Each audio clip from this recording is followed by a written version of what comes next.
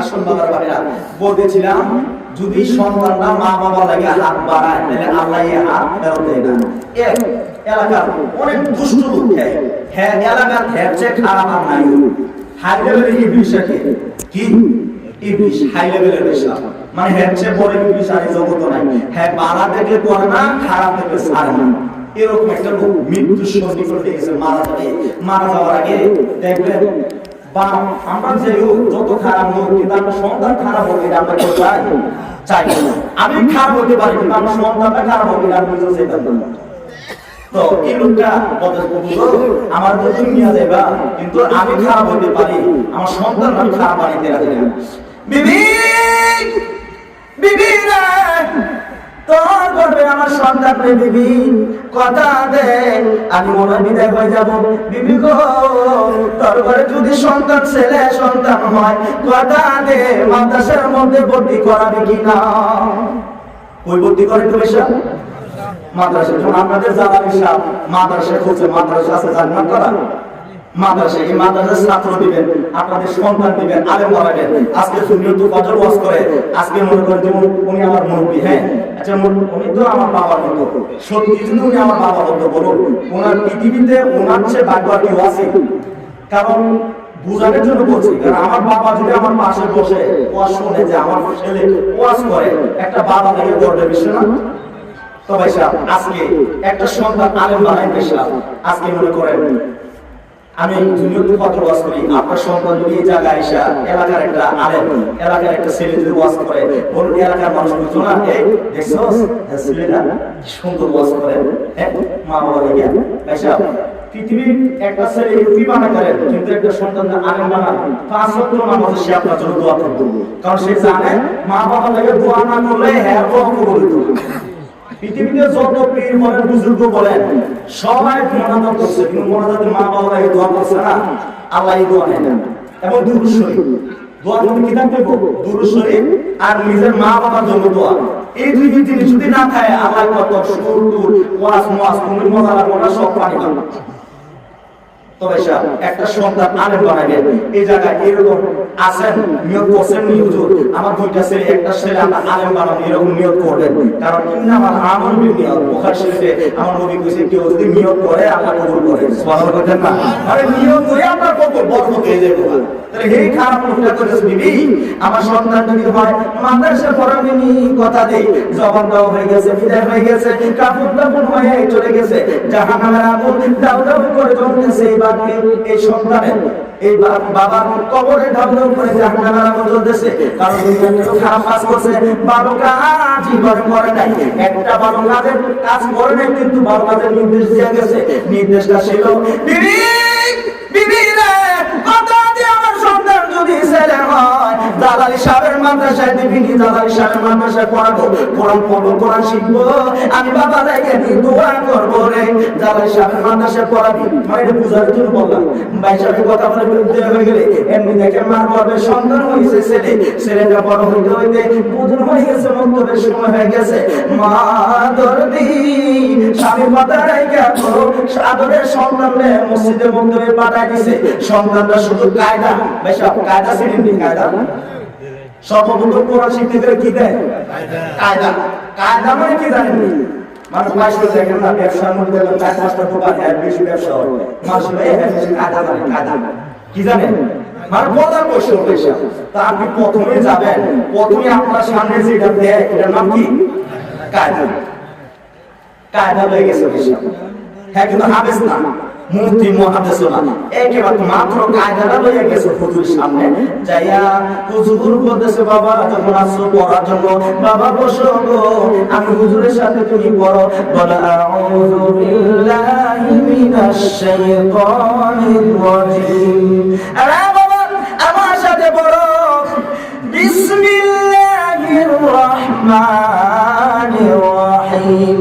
এই কথা বলতে দেরি গো আমার রহমান রহিম নামের ব্যাখ্যা যখন আমার আল্লাহর আরশ বলতেছে, আমার আল্লাহ ডাকে আরে বেজদারা কারা আমার রহমান রহিম কইয়া ডাকছে, আমার আরশটা বলতেছে আল্লাহু আকবার।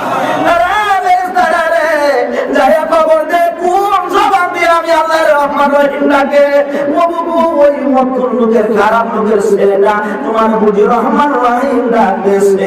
আমার আল্লাহ কেন মায়া হয়ে গেছে, ফেরেশতারা রে এমন একটা নিষ্পাপ জবাব দিয়ে আমি আল্লাহ রহমান রহিম কই রে, আমি যদি তার বাবার শাস্তি দেই আমি আল্লাহ রহমান রহিম কেমনে হইলাম রে, যা যা তাসিরের কোরআনের মধ্যে দেওয়ার কারণে রে আমি আল্লাহ তার জীবনের জন্য মাফ কইরা দিলাম। ইয়া মুহাম্মদ পেয়ার নবী এসো নিরালায়, কথা বল না, ইয়া মুহাম্মদ পেয়ার নবী তোমার দিদারে মনের গছিবে জ্বালা, হায় হায় তোমার দিদারে মনের গছিবে জ্বালা, ইয়া মুহাম্মদ পেয়ার নবী এসো নিরালায়, ইয়া মুহাম্মদ আরে পাইব যারা নবীজির দিদার হবে তারা হাসরে পার, পাইব যারা নবীজির দিদার হবে তারা হাসরে পার, দয়া করে দেখা দিয়ে দূর করো জ্বালা, ইয়া মুহাম্মদ পেয়ার নবী এসো নিরালায়, ইয়া মুহাম্মদ আরে তোফা জলের বাবো না নবী সারা হব না, তোফা জলের বাবো না নবী সারা হব না, নবীর আশীর্বাদ হইবে হাসরের বেলা, ইয়া মুহাম্মদ পেয়ার নবী এসো নিরালায়, ইয়া মুহাম্মদ। তাহলে মা বাবার প্রতি সন্তানের কিছু দায়িত্ব আছে, আবার সন্তানের প্রতিও কি মা বাবার দায়িত্ব আছে কিনা? যেমন এই খারাপ লোকটা মারা যাবে, তারপর বলতেছে বিবি আমার ছেলেটার কিন্তু মাদ্রাসায় দিও কোরআনের পথে, কোন পথে দিত? কোরআনের পথে। তাই বলুন কোরআন দিন এর শিক্ষা দেওয়া বড় মা বাবার কর্তব্য কিনা?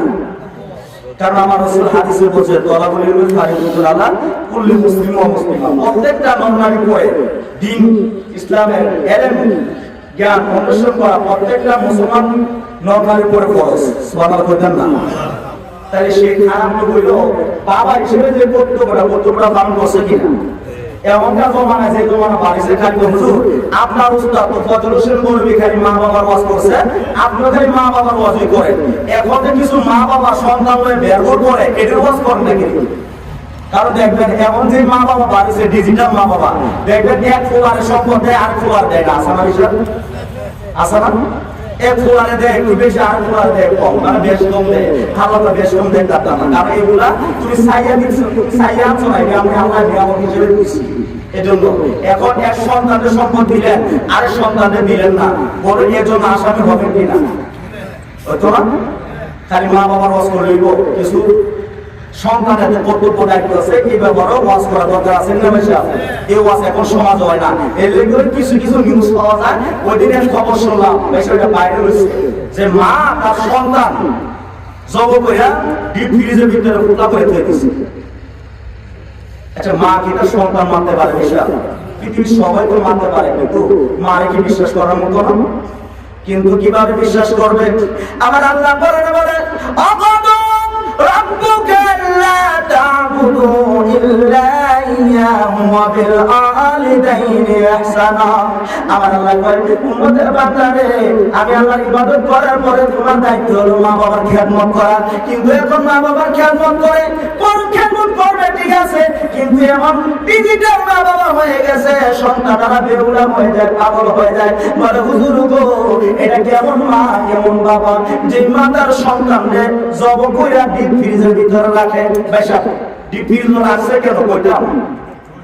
কইতাম না বলে রাখ করতে না তো, তাই এটা বাস্তব বসে দিকে বেশা কইতেছে না কইলে তো আমাদের এই দিকে শুধু হয়ে থাকা ডিপ ফ্রিজে রাখছে তার আদরের একটা সন্তান মাদ্রাসা পড়বে মেয়েটা, কিসে পড়ে? মাদ্রাসা পড়ে। আচ্ছা মেয়েটার মাদ্রাসা থেকে কাজটা ভালো না খারাপ? হ্যাঁ মেয়ে করতেছে ভালো কাজ, কিন্তু মা আর ভালো কাজ নেই। মা গেছে সিনেমার মধ্যে, স্বামী ইটালি জমিনে থাকে, এখন মা বাবার নামে করছে না বিবির নামে করছে। কার নামে করছে? বিবির নামে। এদিকে মা বাবা কষ্ট করে মা বাবা সকালে খেলে বিকেলে খানা, বিকেলে খেলে রাত্রে খানা। আর অ্যাকাউন্ট করছে বিভিন্ন নামে, টাকা পয়সা যায় সব মিলার নামে।